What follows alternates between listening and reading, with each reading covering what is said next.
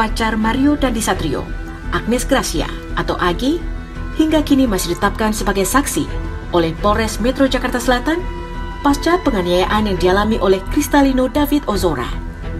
Gadis berusia 15 tahun ini diduga turut berperan menghasut hingga merekam aksi kekerasan sadis sang kekasih. Menanggapi hal tersebut, pengamat hukum pidana dari Universitas Trisakti, Abdul Fikar Hajar, Kamis 2 Maret mengatakan potensi AG ditetapkan sebagai tersangka sangat besar, di mana pembiaran aksi kekerasan yang dilakukan oleh kekasih AG dapat mengarah pada percobaan pembunuhan. Menurut dia, AG dapat disangkakan dengan pasal 76C, Yunto pasal 80, Undang-Undang Nomor 35 Tahun 2014 tentang perubahan atas Undang-Undang RI Nomor 23 Tahun 2002 tentang perlindungan anak, subsidiar pasal 351 ayat 2 tentang penganiayaan berat.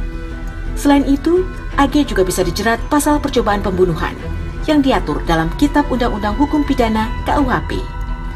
Meski begitu, status AG sebagai anak di bawah umur nantinya akan mendapatkan perlakuan khusus, seperti peradilan anak yang sidangnya dilakukan tertutup hingga hukuman yang diterima berdasarkan pasal yang dijerat separuh dari orang dewasa. Nah, kalau umpamanya itu dikenakannya adalah penganiayaan, maka penganiayaan itu paling tinggi adalah penganiayaan yang mengakibatkan luka itu sekitar 5 tahunan, ya 5 tahun. Nah karena itu kalau kemudian dia ditempatkan atau dituduh dengan pasal itu, maka ancaman yang paling tinggi adalah separuhnya, gitu. Karena masih dikualifikasi sebagai anak, gitu. Karena hukum tidak hanya ditempatkan sebagai pembalasan atas perbuatannya, tapi juga hukum ditempatkan sebagai bagian dari penjeraan, pendidikan, gitu ya, memperbaiki orang atau idealnya memanusiakan manusia kembali.